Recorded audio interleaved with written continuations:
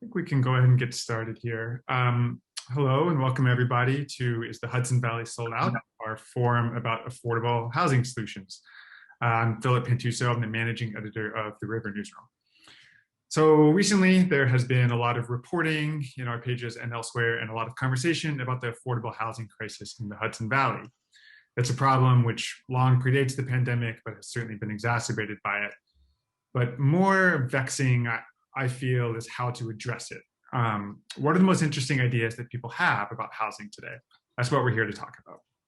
I'll note up here at the top that we're recording this event so it can be made available for folks afterward. Only the person who's speaking on screen will be recorded. We're joined today by Hudson Valley Pattern for Progress as co-presenters of the discussion. Pattern for Progress is a nonprofit planning, policy, and advocacy organization that has done great work researching the affordability crisis in the region and promoting sustainable solutions. Allow me to introduce Joe Chaika, the Senior Vice President and the Executive Director of Pattern's Center for Housing Solution and Community Initiatives. Good evening, everyone, and Philip. Thank you for putting this together and asking Pattern and myself to be part of the event.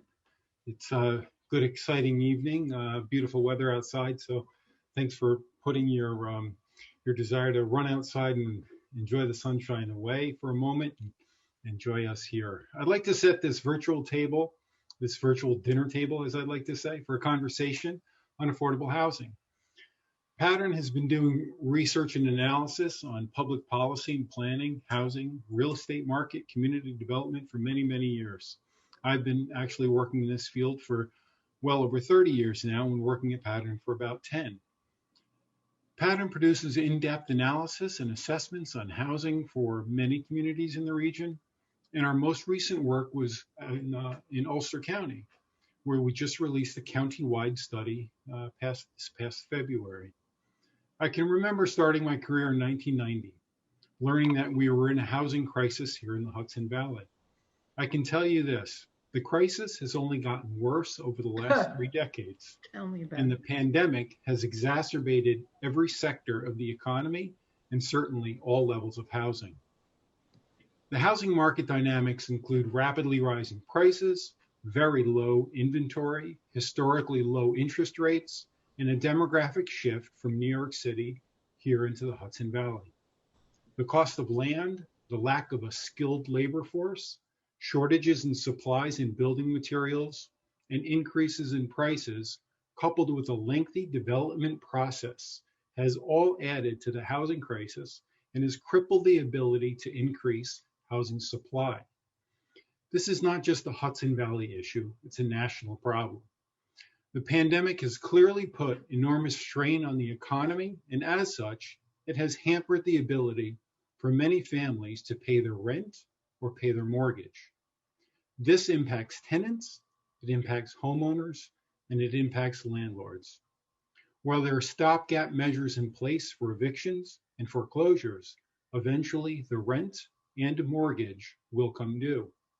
There are some rent relief programs available, but they are difficult to administer and there is lots of paperwork. The federal relief package has been slow to get out the gate, and the state and local governments are scrambling to get the funds to the people in need. Let's take a quick look at some of the real estate data to continue to set this stage. We just released the first quarter real estate market report for 2021. All the details can be found on our website. As I've been reporting in our monthly webinars and blogs and the quarterly housing reports themselves, rising home prices are impacting many, many families, ranging from those looking to buy their first home to those looking to either trade up or downsize. The inventory is extraordinarily limited. The entire region is in a seller's market, which is defined as a 6-month period of time for all of the housing on the market to be gone. 2 of the counties have less than 4 months, 3 of our counties less than 3 months, and specifically Rockland, Putnam, and Orange have less than 2 months supply. Ulster, they're coming in at about 2.4 months. The median sales prices continue to climb. Quarter over quarter, comparing 2020 to 2021, all the counties show a double-digit percentage increase in the median price. Dutchess, Green, Orange, Sullivan, and Ulster all show over 22% increases. Ulster has witnessed a price jump of over 27%, or about $63,000, to the median this past quarter of almost $300,000. Putting that into perspective, during the last major housing crisis back in 2007, the peak then was $40,000 lower than what it is today. I could go on for hours with this data. Many of you know me as a data geek, but I will not go on for hours. The point of this is that the housing prices are continuing to climb. Rents are also continuing to climb. As the overall vacancy rate in many communities is at or below 3 or 4%, the new units that are in construction and in some part of a approval process, they cannot come online fast enough to meet the demand. A vast majority of the new units are in the high-end market rate complexes with very few affordable options. Talk about a perfect storm. There's an enormous need for affordable rentals and homes to purchase. There's no single solution to these challenges to build or to preserve affordable housing. Every community is slightly different, and the silver bullet, let's just say it doesn't exist. Solutions are based on understanding the data, the neighborhoods, and people within each community, in the natural and built environment, so as to build a solid and sound foundation and subsequent set of strategies and approaches to these challenges. We must address these challenges from a holistic standpoint based on an understanding and an appreciation that affordable housing is required for communities to thrive. Let me repeat that. It is required for communities to thrive. And it all begins with open and honest dialogue.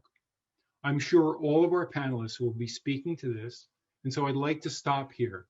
Philip, now that my dose of reality has either put everybody to sleep or into a state of depression, I'll turn it back over to you, pal.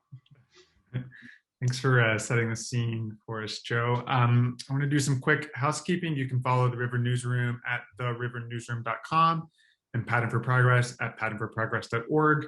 I will note that the River now has a membership program, which gets you perks like free access to events like this one, a monthly behind-the-scenes newsletter, discounts on other chronogram media publications, and more. We don't run ads, and we rely heavily on member support and donations. And you can learn more at the magical link that has just appeared in the chat. We're also going to be launching a membership drive soon, so stay tuned for more on that. As for this conversation, we're going to go for about an hour and a half, and it will be less of a back and forth conversation and more of a series of presentations from our panelists about what they're working on. We're going to talk about short-term rental laws, zoning reform, land banking, grassroots organizing, all kinds of different solutions.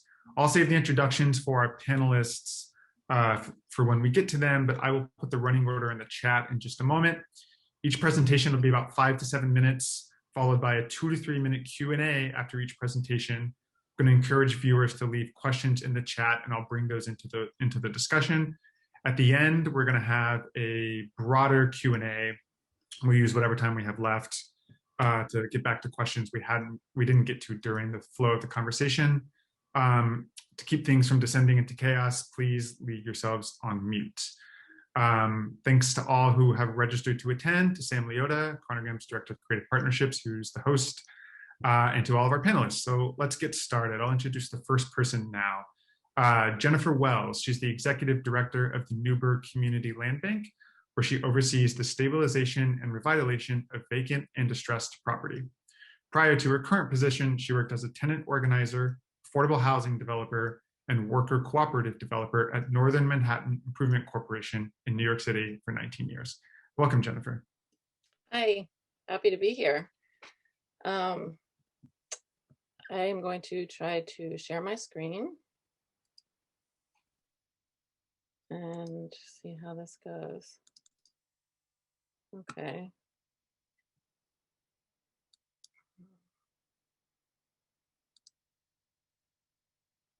Okay, present mode. Yeah, so I'm from the Newburgh Community Land Bank. I think many people here are familiar with some of what we do. We were formed in 2012 as part of the first group of land banks that formed after the passage of the New York Land Bank Act. And there are now 26, I believe, of us across the state. And, we were formed to address the significant vacant and abandoned property situation in Newburgh, as well as, and the other land banks across the state. But Newburgh, has a very significant issue with property abandonment, hundreds of buildings across the city.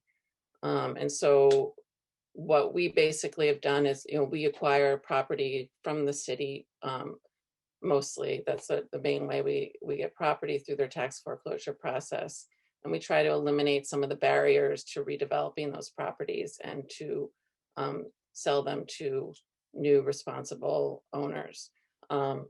Mostly what we've done is stabilizing the structures and doing clean outs and lead and asbestos remediation. And then we'll sell to somebody else to do the rest of the work. Although more recently, we've done our own full-scale renovation projects. This is just showing the area that we focus our work on, which is kind of informally called the North of Broadway neighborhood in Newburgh, which has the greatest amount of vacant property and also some of the highest poverty rates in the city. And so the black buildings are the ones that we have disposed of, have sold to new owners. So out of the 124 properties that we've acquired since we started, we've restored to productive use 101 of those. Most of them are already renovated, although some are still under construction. And of those, 85% of the properties have some kind of affordability restriction tied to them. Usually part of the deed. So this is kind of an example of typical vacant housing in Newburgh on Lander Street and in the surrounding area. This is one of the main streets that we've been working on.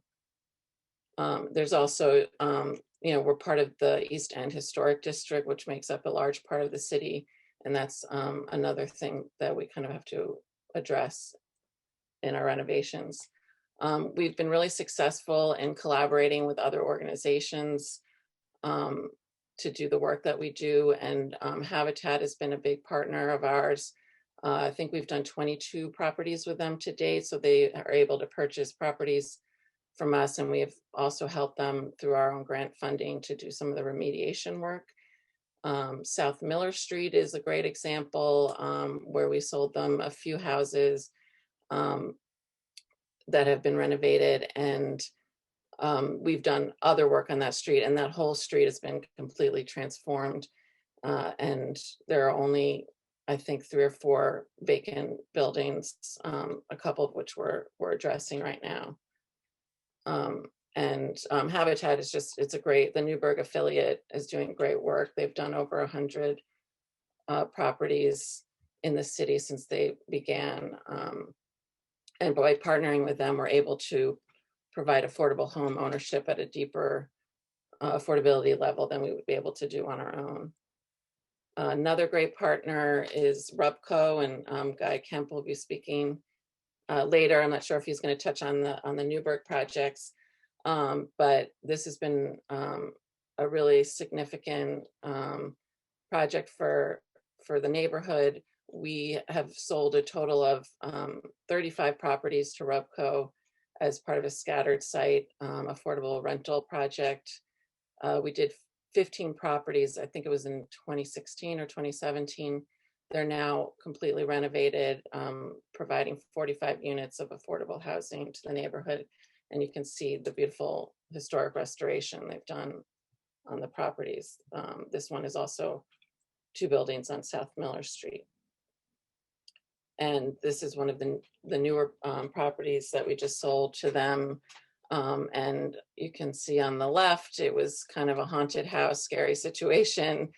That building, 98 Lander, was in that state for decades and had taken on many fires.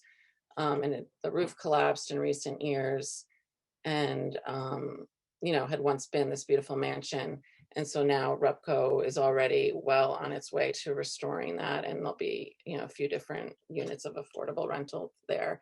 And that, like Joe was talking about, the need for affordable rentals is significant. In Newburgh in particular, the conditions of rental units is pretty substandard, and tenants often don't have leases and are confronted with eviction on a regular basis. So to have the 100, I think it's 102 units total that will be provided by these projects is really great. They also purchased a large church building in the neighborhood that is going to provide an amazing community space. And so then what we've been doing in the last couple of years on our own is doing these full-scale renovations to provide affordable home ownership opportunities for Newburghers, longtime Newburgh residents. And so since they're mostly two-family properties, they're able to have an income-producing unit to make it more affordable. And we can provide a turnkey property to people. We've in the past done a lot of this kind of DIYers buying properties that they have to then go through a whole renovation process, which is a lot for the average person to take on.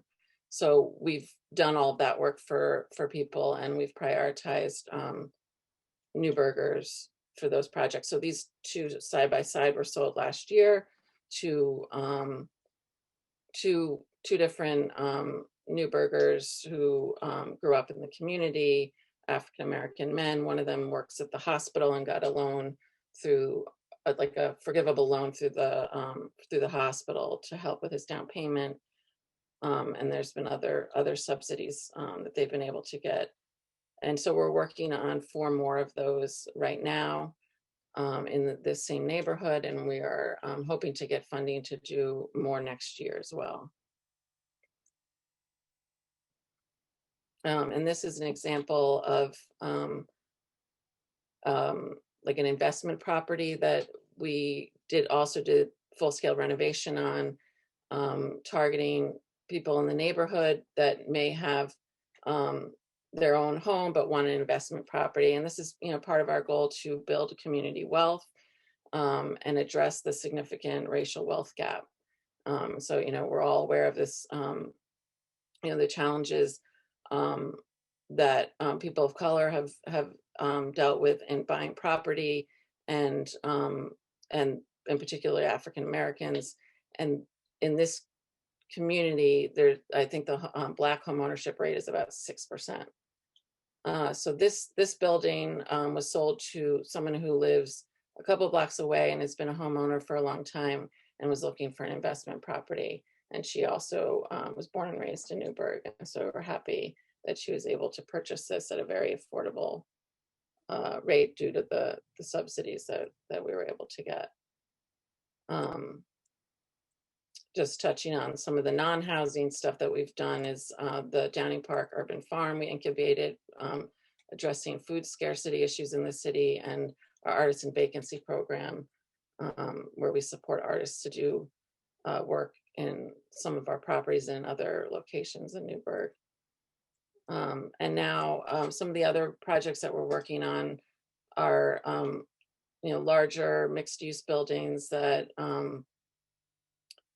have more units, a mix of maybe of market rate and more affordable units in closer to the commercial district, providing storefronts.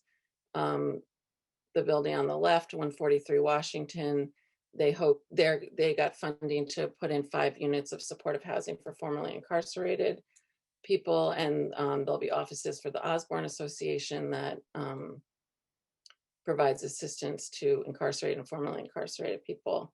And that little dilapidated building is long gone. We removed that years ago, but they're going to be building a second building on that vacant land. And then also renovating the brick structure that's there. And this other building is unfortunately going to have to be taken down at 104 Washington. The shell really isn't salvageable, but the developer that's going to be purchasing is going to be developing a multi-family building there as well with, I think, 22 apartments, mixed income with 2 storefronts. So that's basically what we have been up to and some of the ways that we're trying to address vacancy and blight, and to do it in a way that ensures that the people of Newburgh are able to benefit from some of the revitalization efforts that are going on. And, you know, we are dealing with significant gentrification pressure, you know, that has been mentioned from people from the city. And so we really want to make sure that local folks are able to benefit and become longtime residents, homeowners, and renters in the city. Thanks, Jennifer. I'll just squeeze in one quick question here. Someone asked what the plan is for these units when pilots or short-term tax exemption run out. So I don't there aren't that many that have gotten pilots. There might be this one project that I just mentioned last. The historic tax credits are only one of the ways that people have, you know, one of the tools that people have used to make these projects more affordable. Usually there's some kind of mix of subsidies. And, you know, the initial costs, hopefully there'll be kind of those initial costs of purchasing that were reduced will kind of maintain that longer term affordability going forward. You know, but there is definitely a need for, you know, additional subsidies to make these projects work. Okay, let's move to the next presentation. I'll throw it to you, Joe. Thank you, Jennifer.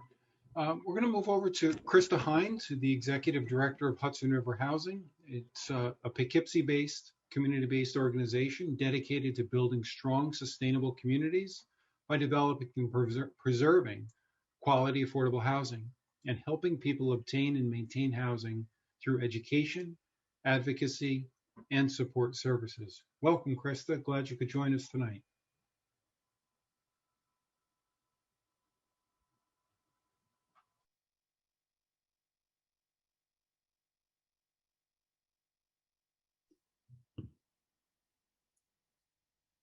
Krista, I think you're muted. There you go. There we go. Thank you. Thank you, Joe and Philip, and thanks to everyone for being here. It's really a pleasure, and I'm really looking forward to hearing from everyone else on the panel as well. So as Joe mentioned, I'm Krista Hines. I'm the Executive Director of Hudson River Housing. I will just briefly share my screen. I just have one slide, actually, so I'll do that now, if I can. There we go.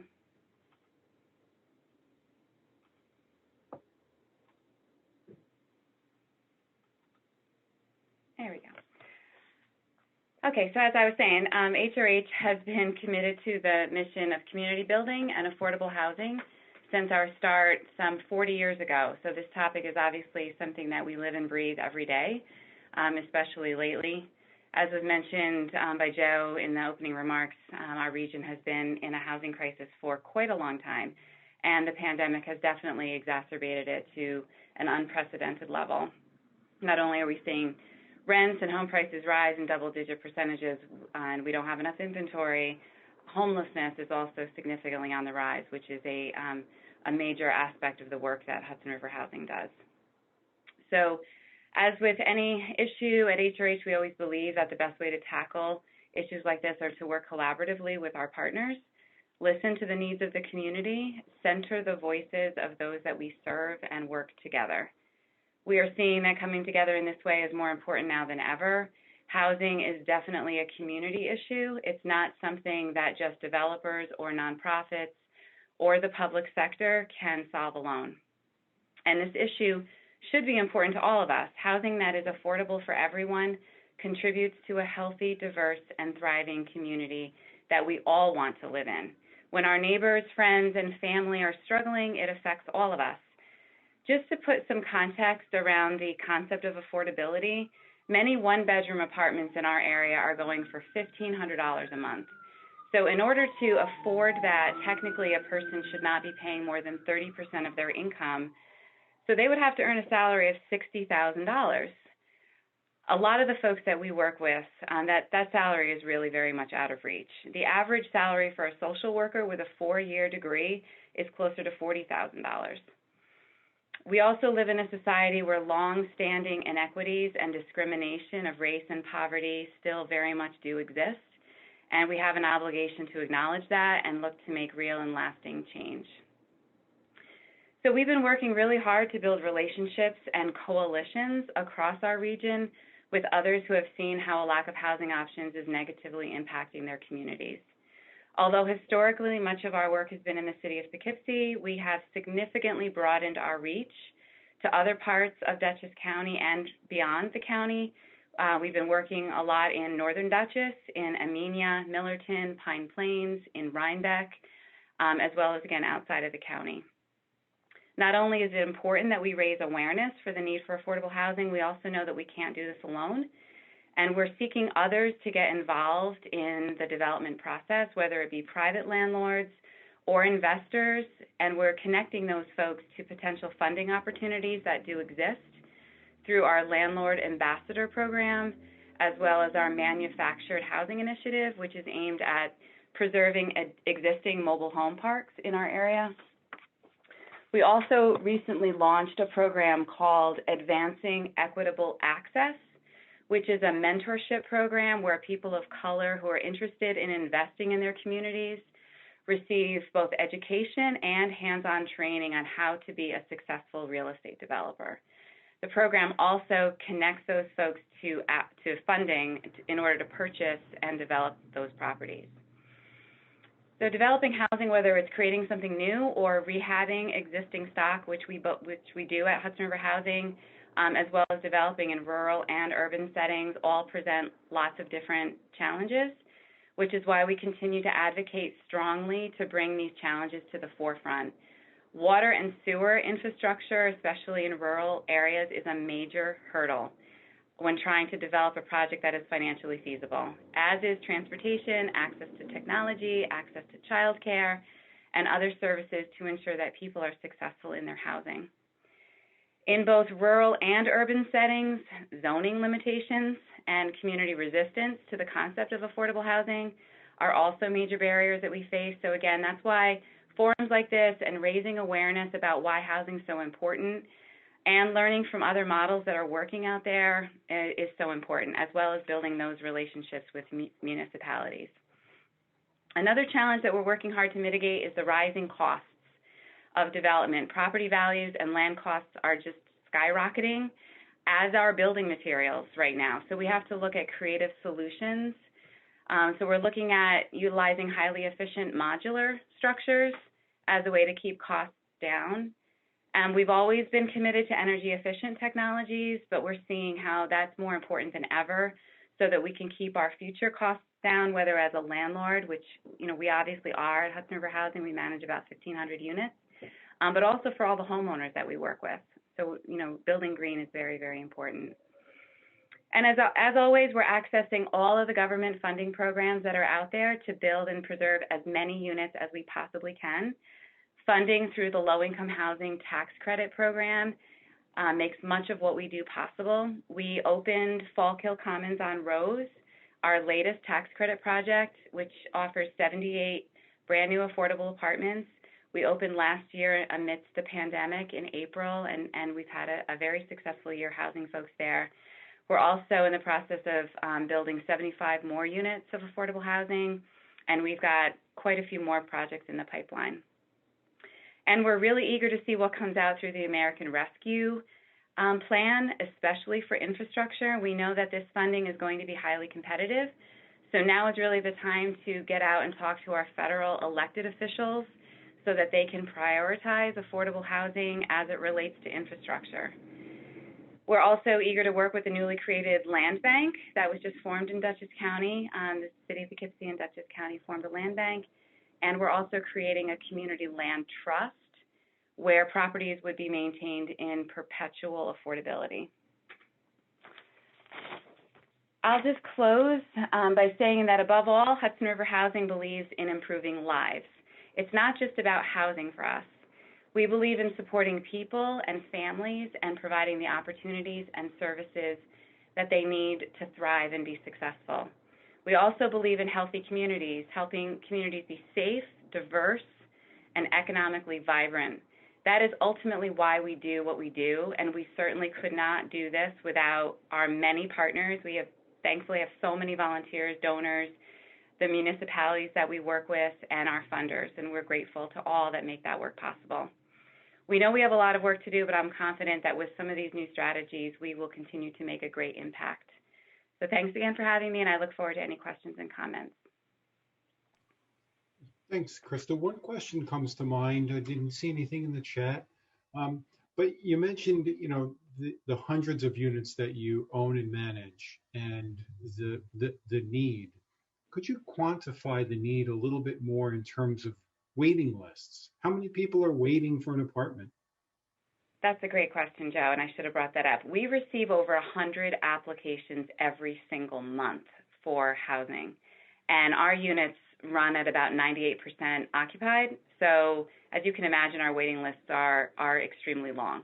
Basically 1,200 applications a year, and we just can't touch it. So we can't build housing quickly enough to address that need. And the interest must be almost as great on the home ownership side because you run some home ownership programs as well. We do. We have the Home Ownership Center of Dutchess County is located in our administrative office, and I know we see a lot of people come through our education, our credit counseling classes, and want to become a homeowner, but especially now, it's incredibly difficult for them to find anything that they can afford. So it's a real challenge. Yeah, with a median sale price in Dutchess County at $360,000, becoming a first-time home buyer is definitely a challenge. Which is why, we have to rely on subsidies. A lot of the, federal and state programs that are out there, which we're thankful that there are programs. They're just not meeting the need because the costs have gone up so high. So it's definitely a challenge. Thank you, Krista. Philip, we'll turn it back over to you. Thanks, Krista. Up next, I'm going to introduce Ravonda Smith. Ravonda is the board chair of the Hudson Housing Authority, it's an agency in Hudson for the past 50 years, has worked to provide housing for low and moderate income families with voucher programs, public housing projects, and other resources. Thanks for joining us, Ravonda. Yes, thank you for having me. Hello, everyone. I am currently the chair, as he said, of the Hudson Housing Authority Board. I have now been on the board for 1 year. I've been chair for 2 months.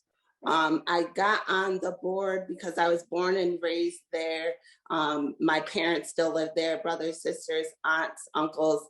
I did a lot of complaining, and I learned that there was vacant seats available, so I can actually do something with my complaining. So that's what I did. I have no expertise in this, but I've been doing an amazing job.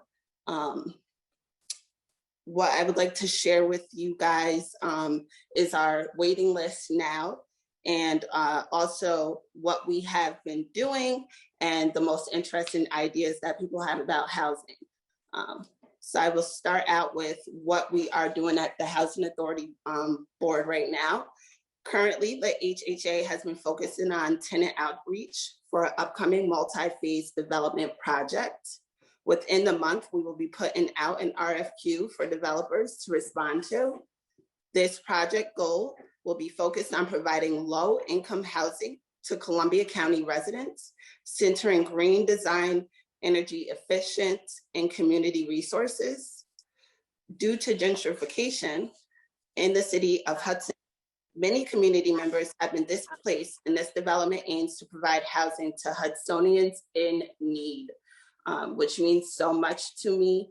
75% of my family have left Hudson due to the no housing and just their buildings being sold, new people moving in. So this is something that really means a lot to me. The most interesting ideas people have about housing is really nothing. Most people living in affordable low-income housing in Hudson, New York, don't have a vision for new housing or a better situation or even a better community. They do not think anything that we are doing right now will succeed, only because they are stuck in the same vision from the urban renewal era, because no one has provided evidence of another outlook. So I'm pushing very hard on showing them that this can be done and this will happen.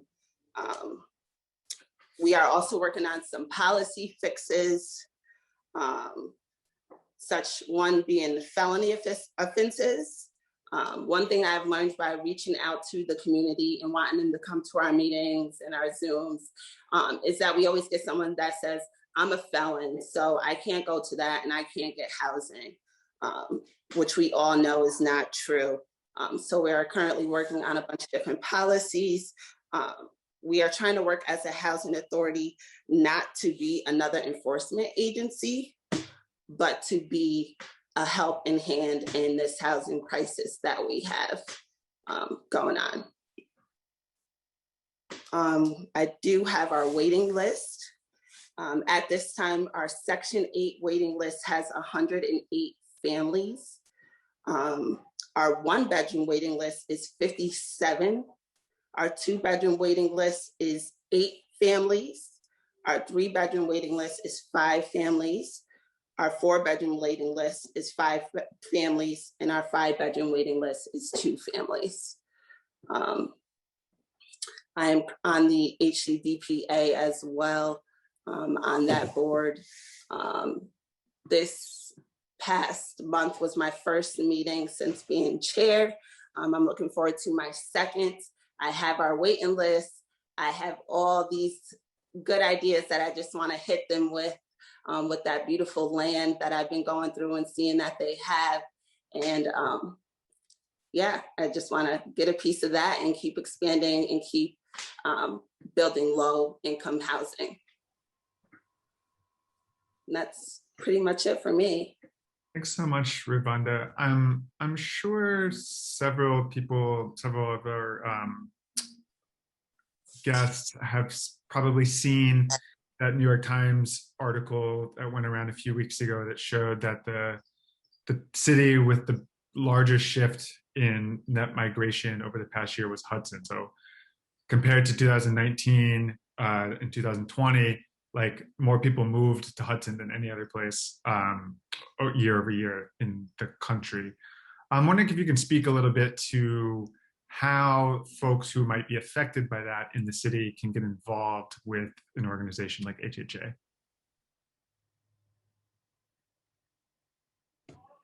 Yes, so we welcome everyone. And when I say everyone, we welcome everyone. We have Zoom meetings every Wednesday. Our monthly meetings is the second Wednesday of the month. And then we have subcommittee meetings that is every Wednesday at the same time, which is 6 p.m. And we welcome everybody to attend that, not just the tenants, also the community, right? Because you need the community to be able to move forward in a strong way. So we are everywhere. We're on the radio, we're in the newspapers, we are outside, we are knocking on doors, and yeah, we reach out to the community in every which way. And all I can say is join our amazing, fun meetings on Wednesdays at 6 p.m. And I can drop the Zoom link in the chat. And Ravonda, I'd like to thank you for being part of the advisory committee with Pattern in the city of Hudson as we're creating an affordable housing development plan there. So thank you for joining us there. Your voice is well served on that committee for sure. Thank you. And Philip, I do see a question in the chat in terms of the RAD program, which is the Rental Assistance Demonstration Program. And I do believe the HHA is examining the possibilities of using that program. So Eli, thank you for your question. Yes, we are currently, and we are using the RAD program. They had started that 2 years ago, I believe. So yes, we are involved in the RAD. Great. Terrific. Thank you Thanks so again, much for Melinda. that. Let's see. Our next speaker, Guy Kemp. Guy is the Vice President of Community Development at RUPCO, a not-for-profit agency in Ulster County based in Kingston. It provides quality, sustainable housing and community development programs aimed at fostering opportunity and revitalizing communities. Guy, you and I go back for decades. Welcome to the panel tonight. Thanks much, Joe. Yes, I am very, very old. That's true, and so are you. I'm trying to share my screen here, and it looks like I should be able to do that. So let me start by saying that RUPCO is a 40-year-old not-for-profit headquartered in Kingston. And I brought to you today a slideshow that is going to sort of walk through some of our recent projects. And why is this not working? Share screen. If it doesn't work, Guy, I can. I got it. I think I got it. Hopefully I have it. Yes? Yep, there you go. Yay! Look at that. Technology, sometimes it works. Is it full screen? Can you hear me? Yay, okay. Yes. So, Yeah.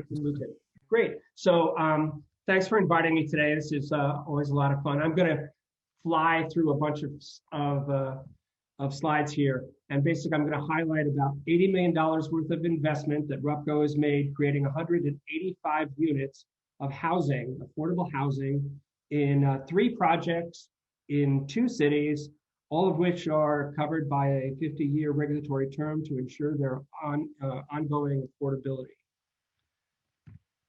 And this is the first. I'm up in Kingston, New York. I'm showing you Energy Square, which we just completed last year, and it is fully leased up and already very successful.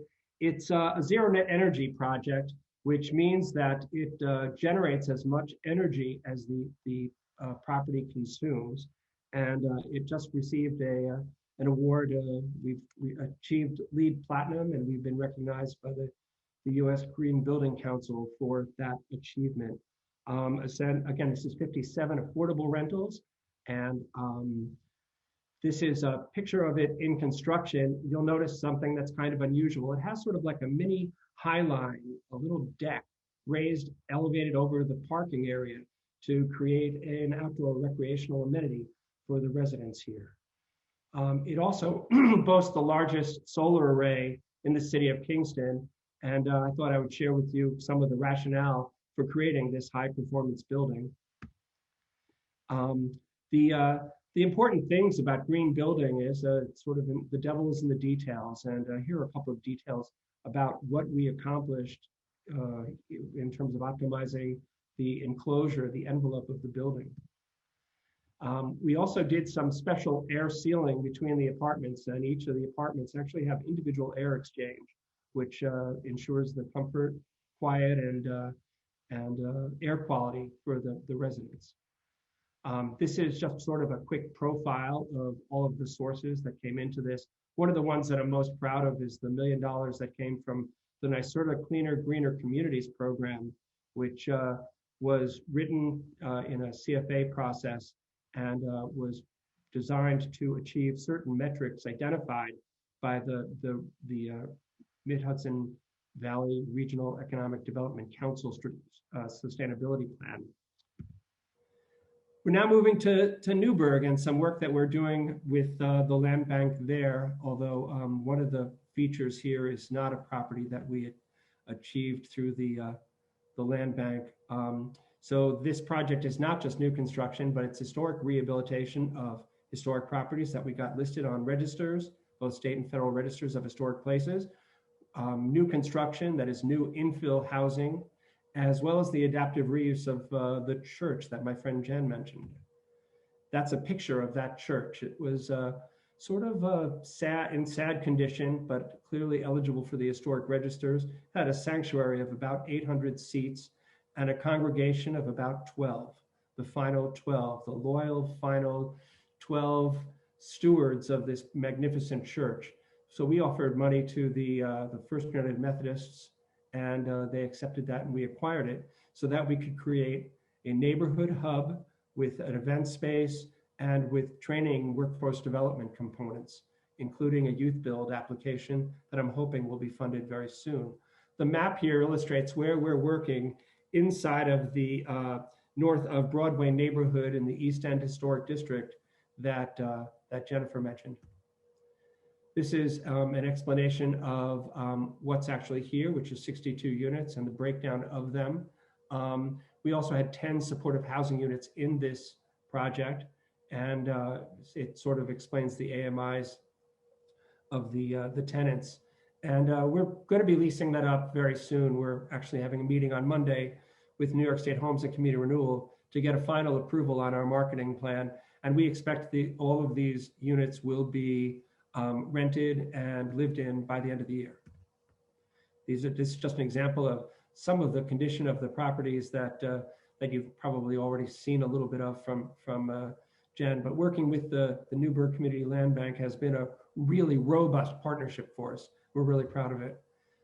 This is an example of a building that the roof burned off of while we were waiting to commence our project.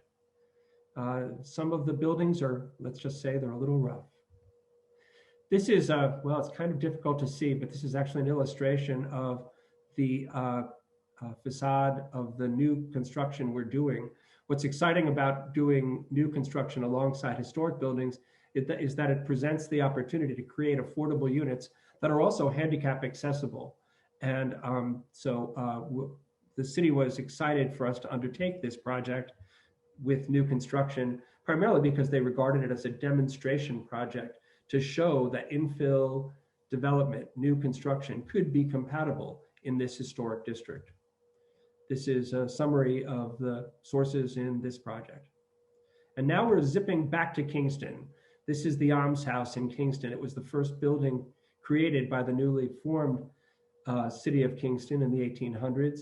And this project not only includes the rehabilitation of this landmark with new construction alongside it, all of which was subject to approval by the National Park Service as well as the State Historic Preservation Office.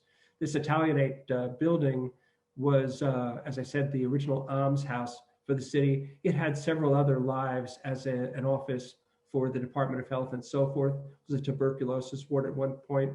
But this 16-acre parcel in the city of Kingston presented to us an opportunity not only to preserve this structure, rehabilitate it so that it could provide inside of this beautiful shell 33 units of housing. And this is what it looks like when it's been repainted and has new windows. We're pretty proud of it. It's looking really great. And this is the new building that's going up right beside it. Again, approved by SHPO and the National Park Service. All of the rehab undertaken on this site was taken up to the specifications and standards established by the United States Secretary of the Interior. And this is a summary of all of the sources and uses that went into this project. So I hope I kept under 7 minutes. It's the fastest journey up and down the thruway I think I've ever made between Kingston and Newburgh, and I hope you enjoyed it. Thank you, Guy. You know, we're sort of sitting around on this table, and I'm looking through the names and looking at some of the faces, and many of them are very familiar to me. And I think as you go through your presentation, we've heard from Ravonda, we've heard from Krista. I think we understand the demand. We understand the amount of waiting list, the time. I think most of the people in this virtual room understand the benefits to the residents. We know that there's funding streams available, certainly not enough. But Guy, maybe you could not quickly, but maybe you could give us a summary of what are some of the local challenges associated with creating this wonderful housing.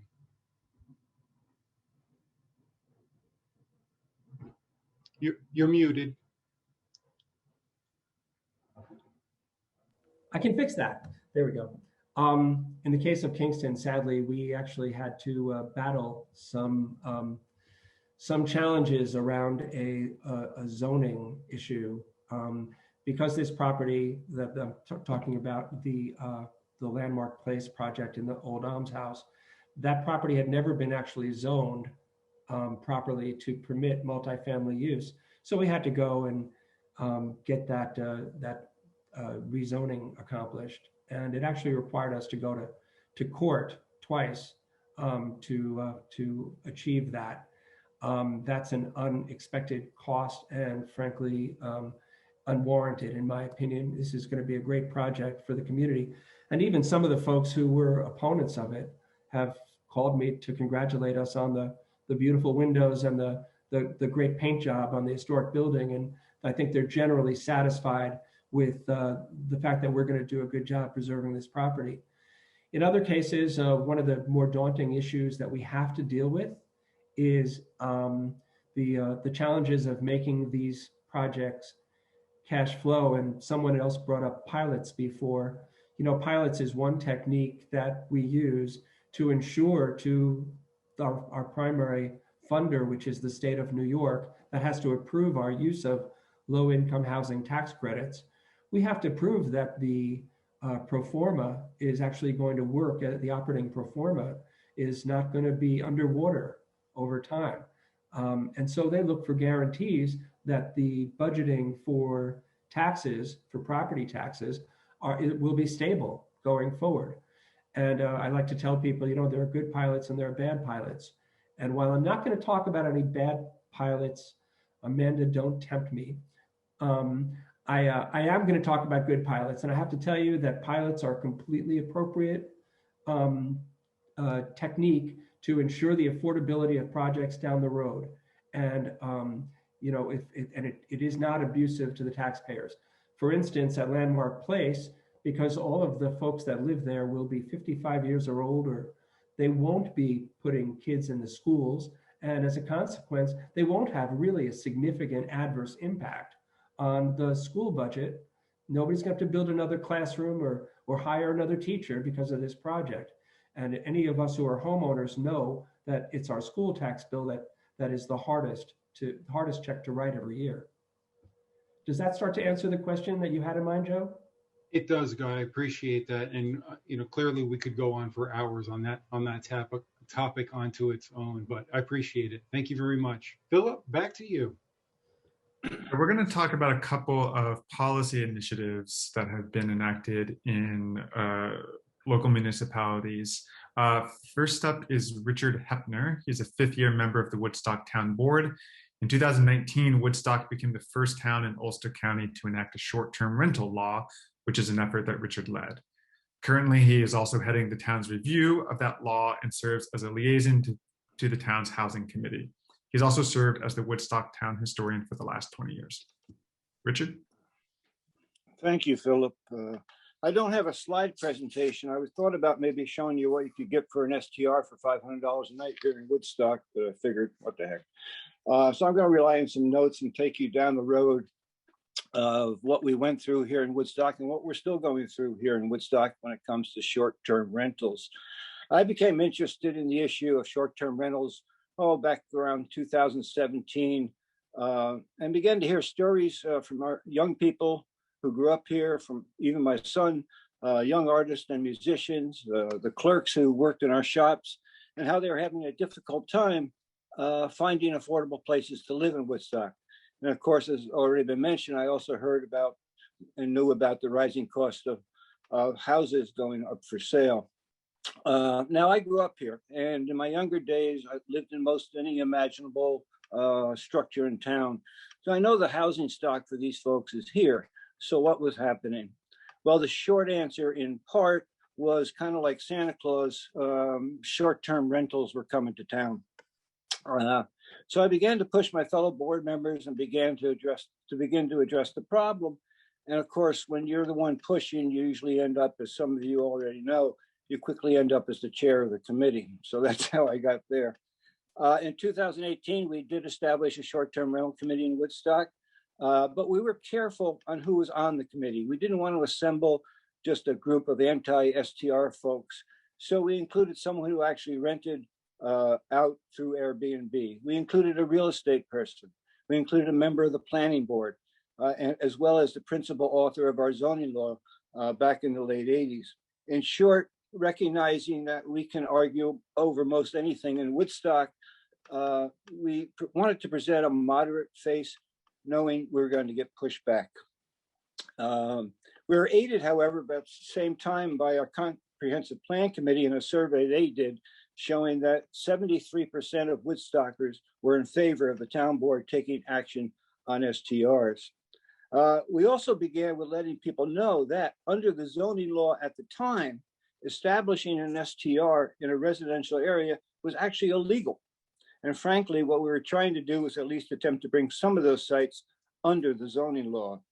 So we began to consider the options. The options were no regulations, leave it as it is, ban all STRs, as some towns have tried to do, or create a system where STRs are regulated, and by doing that, limiting the number of STRs within the town by a number or percentage. At the time, however, there wasn't a lot of information out there from which to draw from. And as was stated before, we were the first town in the county to try to create such a law. So we held public meetings. I had 3 or 4, I believe. We even talked to the lawyers from Airbnb.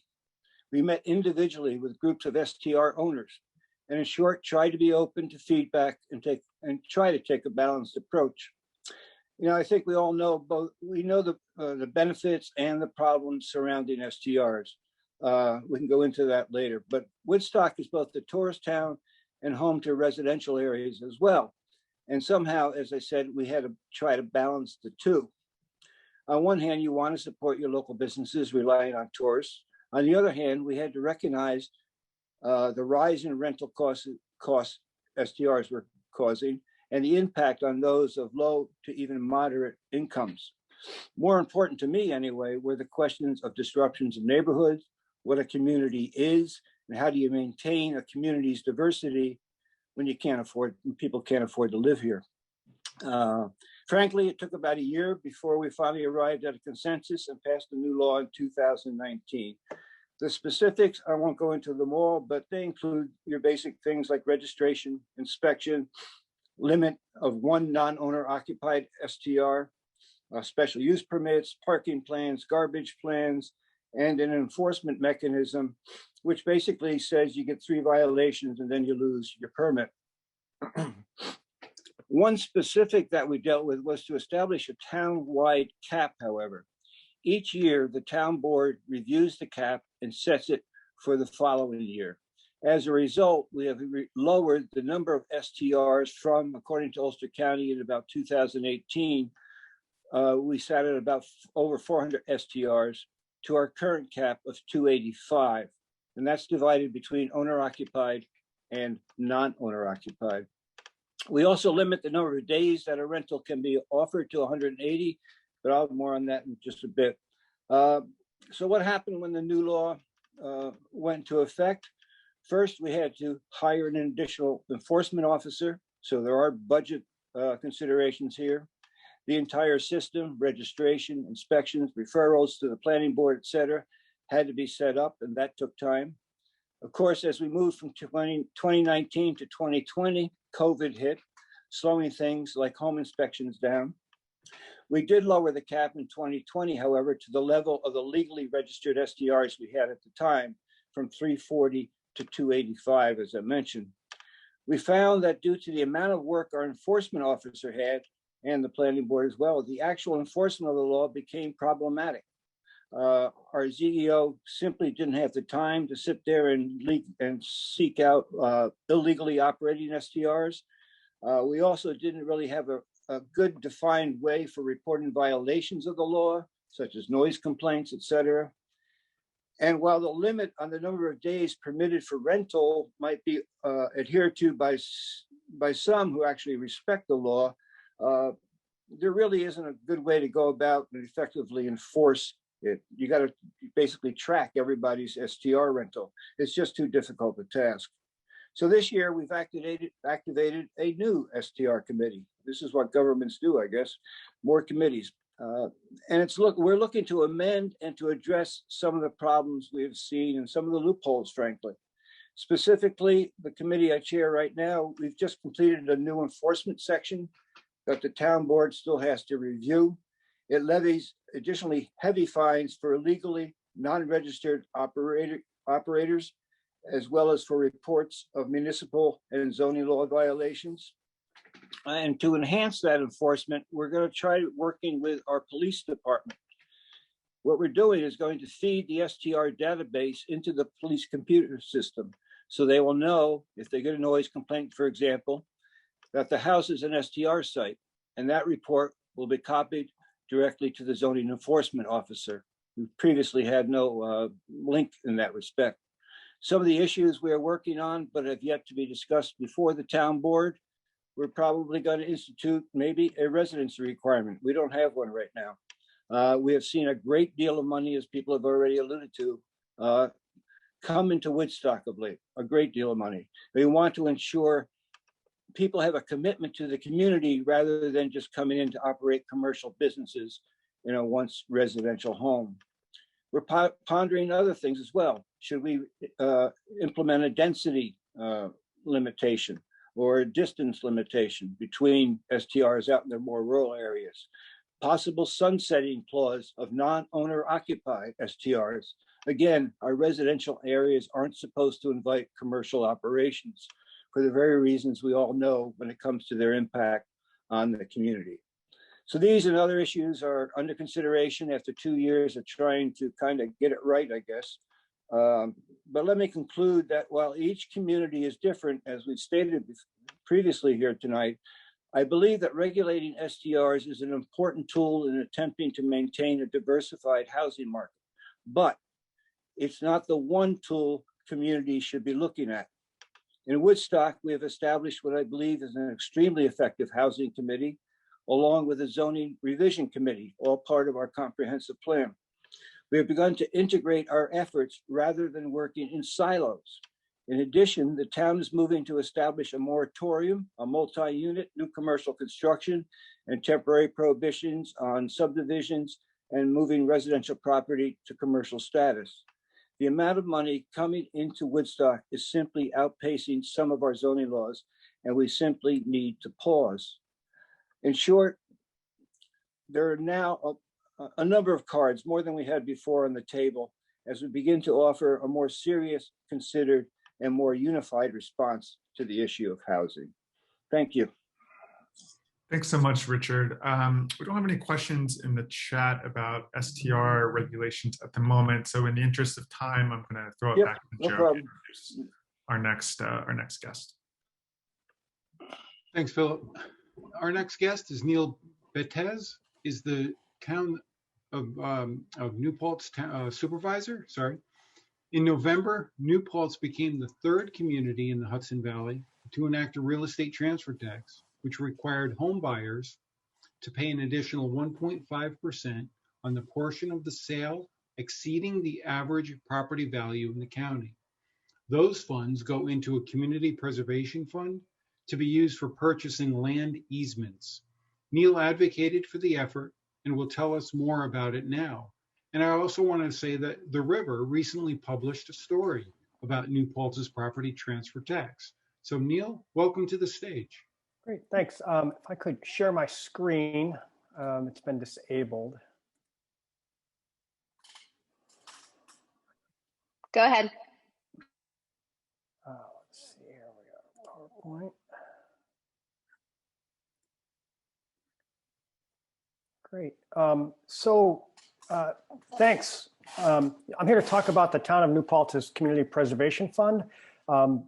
As you heard, it's a real estate transfer tax used to preserve open space. And so what do I mean by preserving open space? You know, it can range from municipality buying the land to paying for an easement, which restricts the future use of land. A common one that people might be familiar with is where we pay a farmer for the development rights of their land so they can continue to farm and don't need to sell to a developer.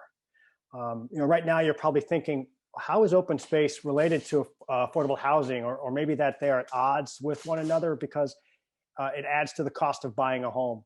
Well, I'm going to argue that if it's done right, not only is affordable housing and open space not incompatible, but that you should not be doing one without the other. If you build more housing, you should be adding more open space. The reason I say that is because everyone deserves access to open space, especially if you don't have a yard. After the last year with COVID, it should be pretty clear to everyone how important it is. I had someone tell me the only way they made it through the last year was because they could get out on local trails and parks. In fact, the American Public Health Association's policy statement on improving health and wellness through access to nature states, access to nature has been related to lower levels of mortality and illness, higher levels of outdoor physical activity, restoration from stress, a greater sense of well-being, and a greater social capital. And further acknowledges that people evolved in natural environments, but urbanization and industrialization of agriculture and a shift to sedentary indoor lifestyles have distanced many people from nature, depriving them of the positive health benefits associated with natural light, green views, local biodiversity, natural landscapes, and gardens and parks near their homes, schools, workplace. Low income and ethnic communities are most likely to lack these resources. A rapidly growing body of evidence established that protecting and restoring access to nature in different spheres of people's lives among those of all ages, social groups, and abilities can alleviate some of the most important problems in public health, including obesity, stress, social isolation, injury, and violence. So open space isn't just good for the planet, it's good for people. It really boils down to how do you pay for it? The way that we've traditionally paid for it, especially in rural and ex-urban areas like the Hudson Valley, is to just require large lots, say 5-10 acres, which is why we often think of open space and affordable housing being at odds with one another, because by the time you factor in the cost of land, and the house becomes unaffordable. From an environmental perspective, it's also bad because you're still fragmenting the landscape, which has many negative consequences. I won't even go into them, but from a municipal perspective, it's bad because you're plowing more roads, you're running longer water sewer lines, et cetera. So on a per unit basis, it doesn't really make sense. Another way to put it, to pay for it, and the way we used to do it in New Paltz was to borrow money and then have all the taxpayers pay off the bond. This just raises people's taxes and it hits people at the lower end even harder. So, that's not really the best way to do it either. This new method, I would argue, is more progressive. The 1.5% transfer tax on property sales. It's important to have an exemption based on the median sale price for the area, and this law has that. So it was $245, as we've talked earlier. The prices are skyrocketing. Now it's $280,000. So people buying the least expensive homes pay less or even nothing if they're below the exemption, and people paying more for the expensive homes are paying more. So it's, I think that's a little bit more progressive. So there have been some of these in the past. Red Hook and Warwick have them, but it's been over a decade since one of these has passed. And the reason is there was pretty much a de facto moratorium because you need enabling legislation from the state to make this happen. Luckily, about 2 years ago, Jim DeLon from our Ulster County legislator and I approached Jen Metzger, who was our senator at the time. And she, along with Assemblyman Cahill, sponsored the Hudson Valley Community Preservation Act, which allows any town in Ulster County to do this. And so here, I have this presentation. I'm gonna probably don't have enough time, so let me know when I get too close because I think I'm already going over. But I want to thank Carol Lee and John Offertelli for putting this together. Basically, the process creates, somewhat straightforward. You have to create and adopt a plan You got to pass 4 local laws, which isn't the worst thing in the world. Real estate transfer tax, set up a referendum, et cetera. You then have to pass a referendum. So all of the voters in the municipality have to agree that this is a good thing.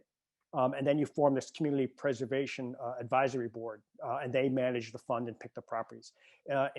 In reality, it's a little bit harder. We had to do a study, we had to do a campaign, and we had to do this big public outreach. And the reason for that is there was a lot of opposition.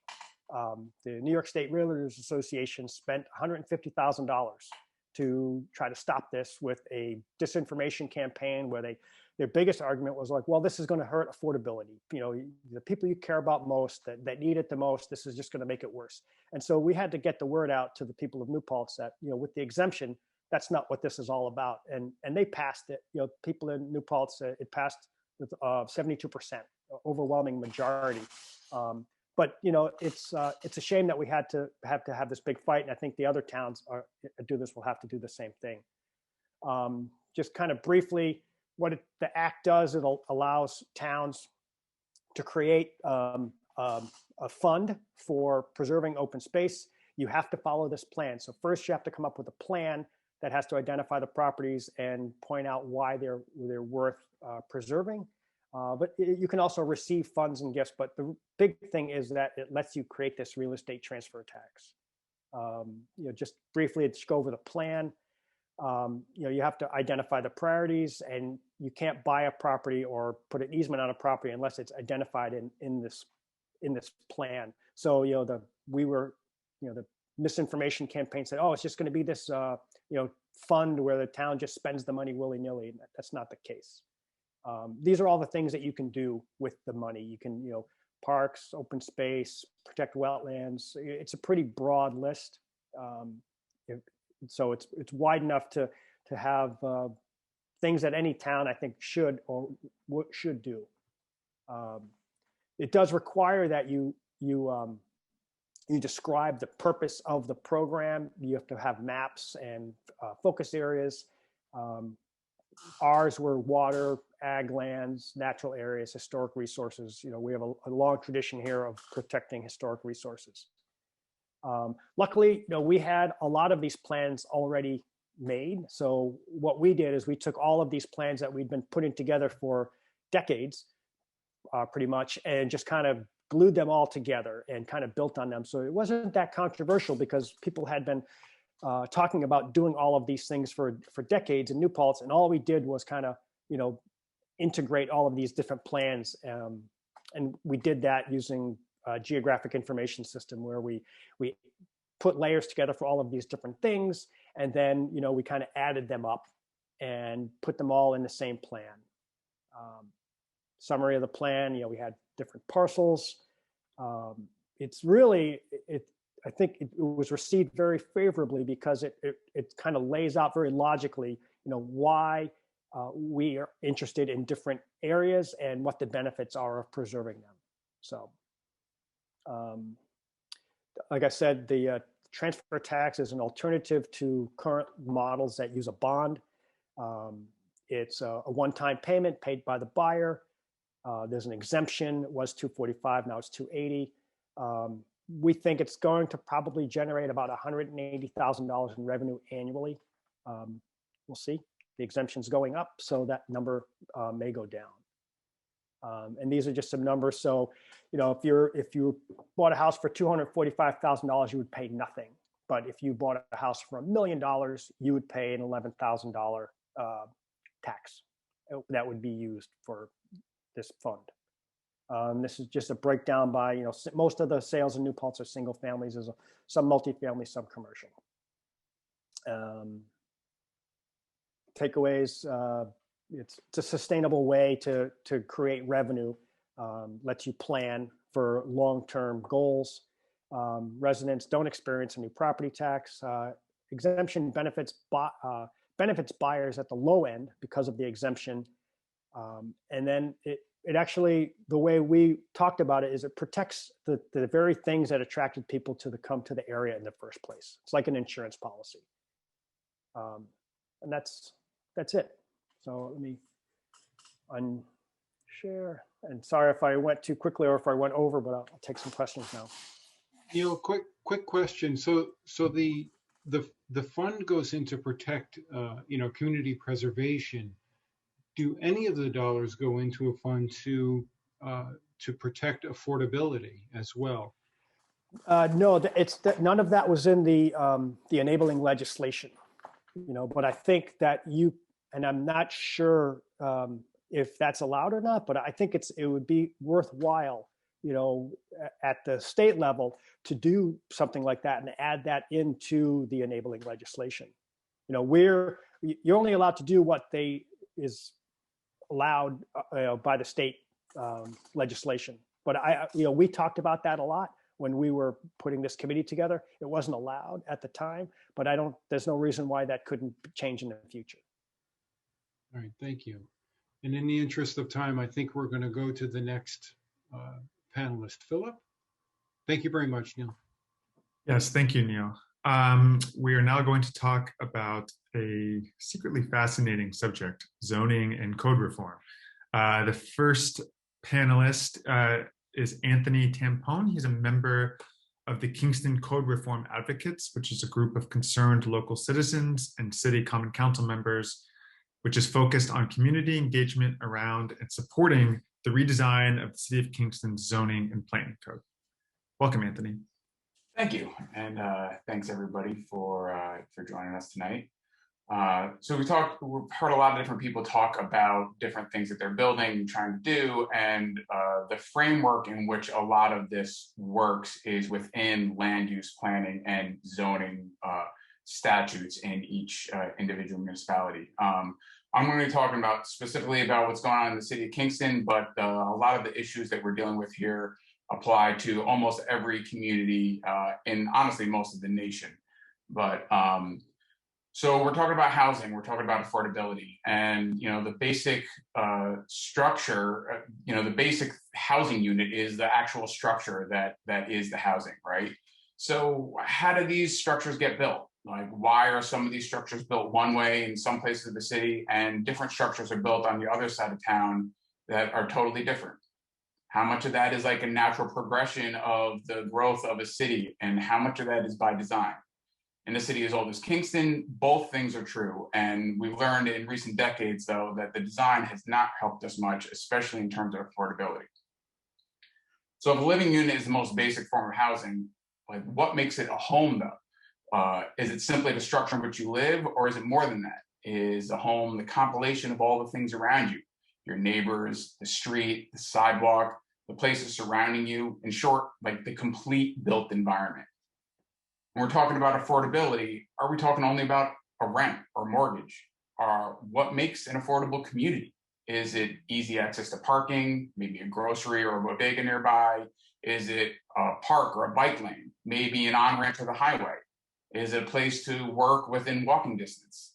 If you ask different people these questions, you'll get a different number from almost all of them. But all of these things are influenced or controlled by zoning regulation. In the early 1960s, the city of Kingston, along with most of the United States, decided that pavement was the path to success. The city adopted a form of use-focused land use regulation commonly known as Euclidean zoning code. And the statute sought to separate the city into two major groups: single-family housing and commercial zones. And as part of this design, grouped in with commercial zones was multifamily housing. Parking requirements were introduced for all commercial uses, and incentives, and that incentivized or actually required demolition of structures to provide parking. Over decades, the city destroyed thousands of architecturally beautiful buildings. And during that period, during a period referred to as urban renewal. Those buildings provided housing, they provided work, places to play, often in the same or neighboring buildings. These things all being close by allowed affordability. They allowed flexibility of uses for someone to start a business from their own home or their own building, and allowed people the opportunity to forge their own path. It's a remarkably sad story, urban renewal, in the city of Kingston and throughout the country. In Kingston, the devastating details of that history are pretty well documented in Stephen Blauweis and Lynn Wood's film, The Lost Roundout Movie. If you haven't seen it, check it out. It's fantastically eye-opening and almost disappointing. So by creating a code that required larger lots for homes and favored parking lots and wide streets and highways over sidewalks and parks and communities, the city's zoning code introduced barriers to housing that could only be overcome by people who could afford it. This increasingly left many members of our community behind, and the difference between who could advance and those that were left behind largely fell along racial lines. Richard Rothing's book, The Color of Law, has been widely discussed, and when it comes to this type of thing, another thing to look at. Kingston did not escape that outcome. The city found, though, that people didn't want to use the city the way that it was planned in the original 1963 code. So the city modified it many times over, creating overlay districts to try to fix some of the mixed-use places that would commonly exist in a city. And these piecemeal and poorly vetted attempts to modernize the city code resulted in an overly complex and often contradictory statute that is fantastically difficult to navigate. The result of the code favors, as it's developed to today, really favors large developers with teams of attorneys that can interpret the code the way they need and have the stomach to go in front of the ZBA for every single site plan that comes in front of the planning board. This automatically, by nature, favors expensive and high-end projects and makes it really difficult, if not economically impossible, to build a project that could be considered even remotely affordable. Over the last 60-odd years, we've thrown a lot of different things, and not just the city of Kingston. All kinds of communities have thrown things to try to fix the housing problem, especially from a low-income housing point of view. From income housing, low-income housing projects. Of course, that housing isn't near where the jobs are or groceries, so people are required to pay for a car to survive, to get where they need to go, or take a bus that doesn't go where you need to go and takes forever to get there anyway. And those solutions are all funded by taxes, which further complicates the affordability problem because it's just shifting the burden. So what's a possible root cause solution for these kinds of problems? And we think that what we really need to do is let our city be what we need it to be, and that's organically a city for the people, not planned for cars and large businesses.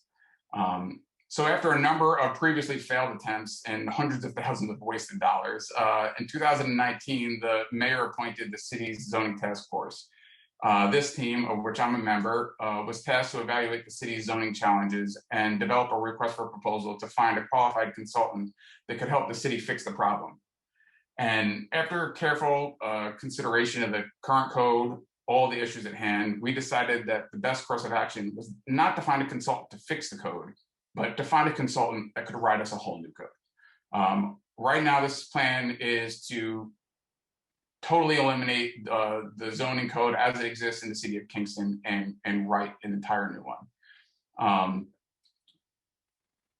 We sought a firm that could listen to the consensus we have as a community, see the fantastic architecture and history that we have in this place, and help us build a framework for land use planning that will allow our city to grow as cities should. A framework that favors building forms over function, that allows neighborhoods to grow in ways that look like they belong while offering diverse opportunities for housing, work, and play.